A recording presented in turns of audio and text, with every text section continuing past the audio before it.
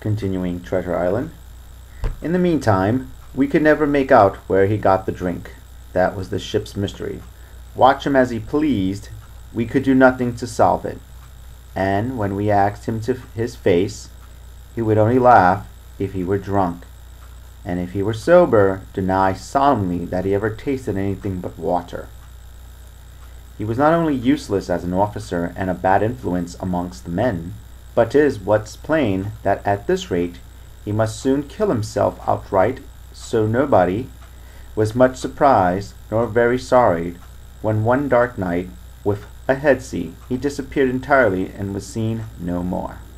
"Overboard," said the captain. "Well, gentlemen, that saves the trouble of putting him in irons." But there we were, without a mate, and it was necessary, of course, to advance one of the men. The boatswain, Job Anderson, was the likeliest man aboard, and though he kept his odd title, he served in a way as mate.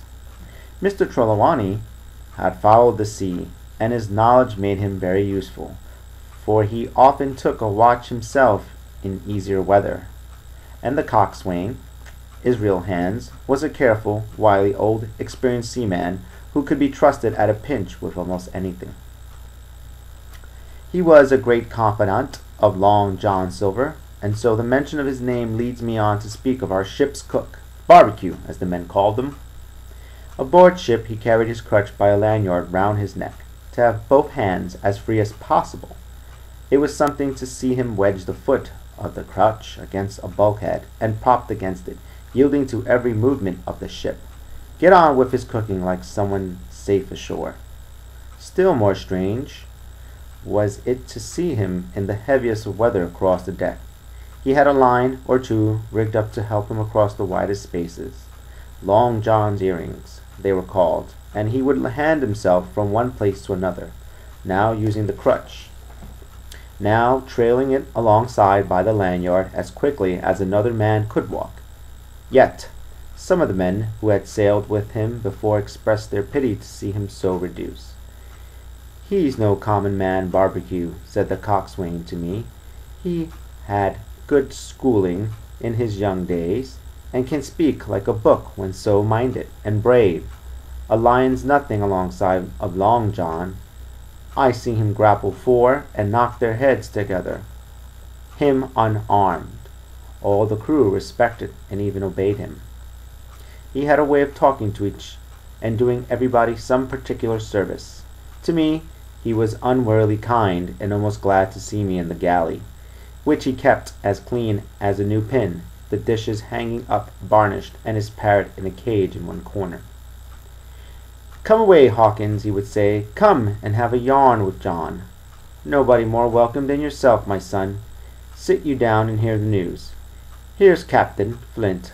I calls my parrot Captain Flint, after famous buccaneer. Here's Capt. Flint predicting success to our voyage. Wasn't she you, Captain?" And the parrot would say with great rapidity, "Pieces of 8, pieces of 8, pieces of 8, till you wondered that it was not out of breath, or till John threw his handkerchief over the cage. Now the bird, he would say, is maybe 200 years old, Hawkins. They live forever mostly, and if anybody's seen more wickedness, it must be the devil himself. She sailed with England, the great Captain England, the pirate. She's been at Madagascar, and at Malabar, and Surinam, and Providence, and Portobello. She was at the fishing up of the wrecked plate ships. It's there she learned pieces of 8, and little wonder. 350,000 of 'em, Hawkins. She was at the boarding of the Viceroy of the Indies of Goa, she was, and to look at her you would think she was a babby. But you smelt powder, didn't you, Captain?"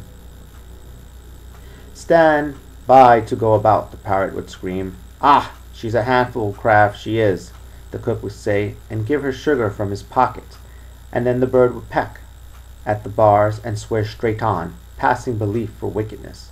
"There," John would add, "you can't touch pitch and not be mucket, lad. Here's this poor old innocent bird o' mine swearing blue fire, and none the wiser, you may lay to that." She would swear the same, in a manner of speaking, before Chaplain, and John would touch his forelock with a solemn way he had that made me think he was the best of men. In the meantime, the squire and the Captain Smollett were still on pretty distant terms with one another. The squire made no bones about the matter. He despised the captain. The captain on his part never spoke, but when he was spoken to, and then sharp and short and dry, and not a word wasted, he owned, when driven into a corner, that he seemed to have been wrong about the crew, that some of them were as brisk as he wanted to see, and all had behaved fairly well.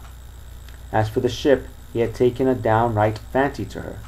She'll lie a point nearer the wind than a man has a right to expect of his own married wife, sir. But, he would add, all I say is, we're not home again, and I don't like the cruise. The squire, at this, would turn away and march up and down the deck, chin in the air. A trifle more of that, man, he would say, and I shall explode. We had some heavy weather, which only proved the qualities of the Hispaniola. Every man on board seemed well content, and they must have been hard to please if they had been otherwise, for it is my belief there was never a ship's company so spoiled since Noah put to sea.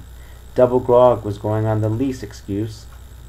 There was duff on odd days, as, for instance, if the squire heard it was any man's birthday, and always a barrel of apples standing broached in the waist for anyone to help themselves that had a fancy.